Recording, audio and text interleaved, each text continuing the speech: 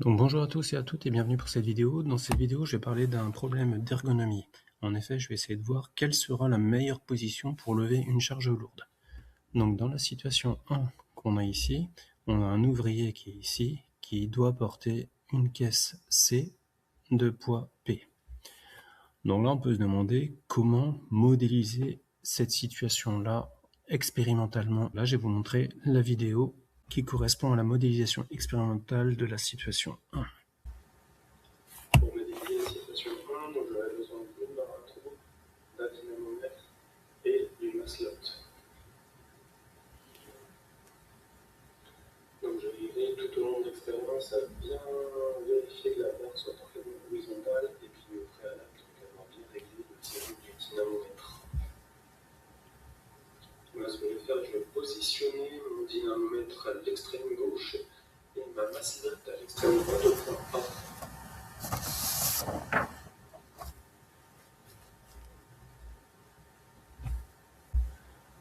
Donc pour la deuxième question, donc à l'aide de la vidéo, je vais mesurer la valeur de la force indiquée par le dynamomètre. Donc là, la valeur de la force, elle est donnée par l'index du dynamomètre qui est ici.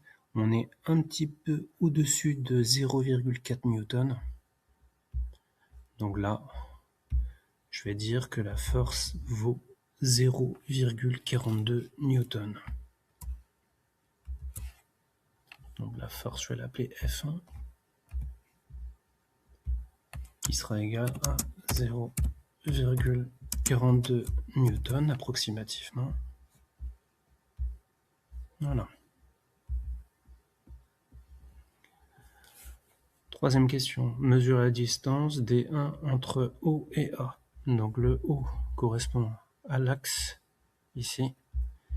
Et le A, c'est où j'ai accroché ma maslotte.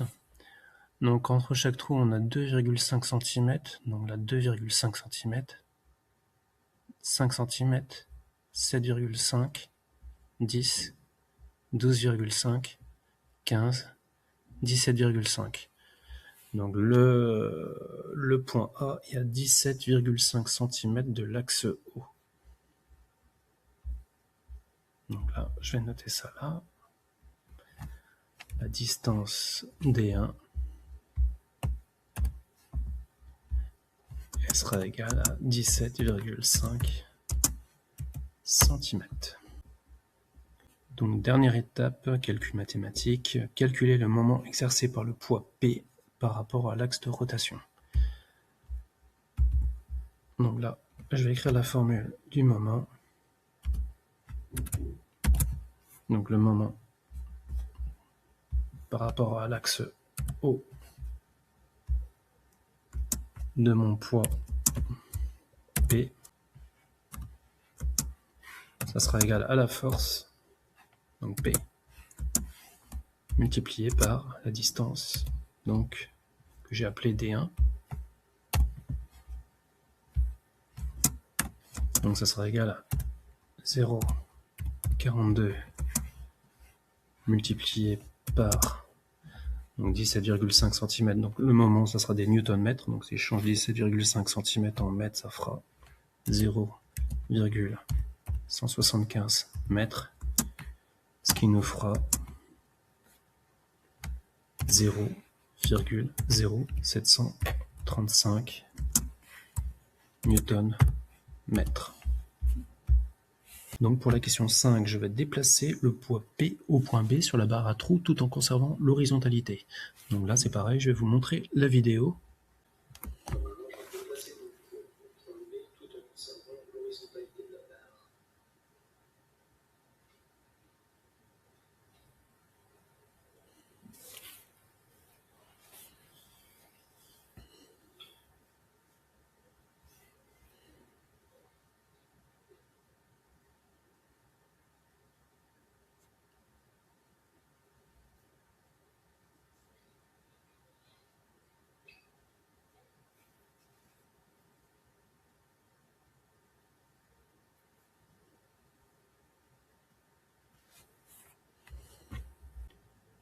Donc là je vais mesurer la valeur de la force indiquée par le dynamomètre.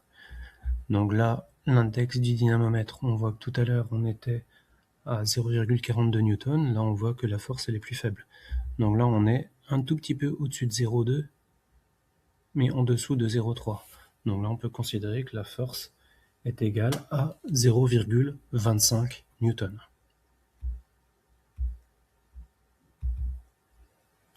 Donc là, la force, je vais l'appeler F2. F2 égale 0,25 newtons.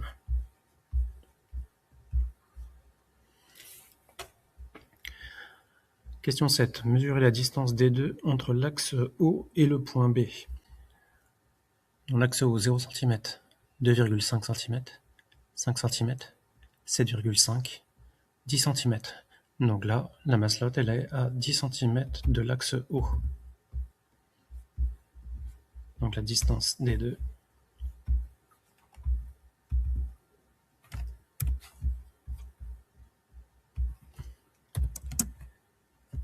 égale 10 cm.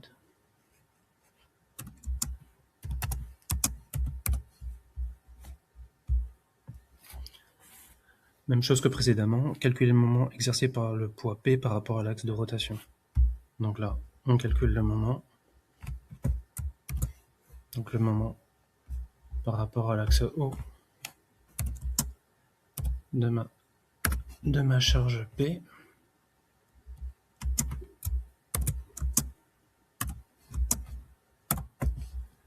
Ça sera égal à P fois D2, donc P 0,25 newton, multiplié par D2 10 cm, donc on convertit en mètres, ça fait 0,10, ce qui nous fera 0,025 newton mètre.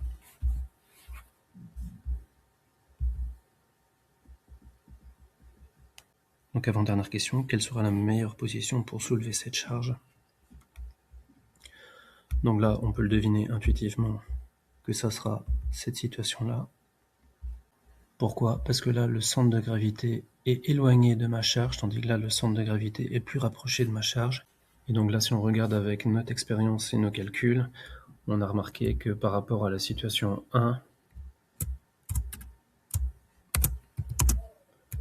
dans la deuxième partie, la distance est plus petite.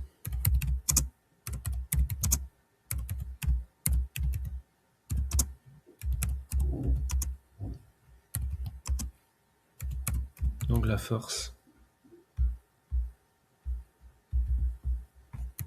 et le moment et son moment sont plus faibles. Donc là, nos calculs correspondent bien à la réalité. Là, on a vu que la situation 1, donc la distance était plus importante, la force aussi. Et dans la situation 2, donc quand j'ai rapproché mon poids de l'axe de rotation, on a remarqué que la distance était plus petite, donc la force et son moment sont plus faibles. Donc ça veut dire que cette position-là sera privilégiée pour faciliter la manutention des objets lourds.